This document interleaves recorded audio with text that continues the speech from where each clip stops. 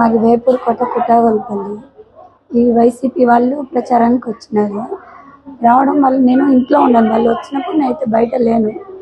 జనాలకి వద్దులే ప్రెగ్నెంట్ ఎందుకు అని వాళ్ళు రావడంతో వాళ్ళే నిలబడుకొని ఇదే మళ్ళీ వాళ్ళు ఇల్లు అనుకుంటూ వాళ్ళే నిలబడ్డారు. నిలబడడం వల్ల అడిగినారు మాకు ఓటు ఏంటి అన్నారు. నేను వండుకొని మాకు తెలిసిన వాళ్ళు అందులో ఇద్దరే ఉన్నారు.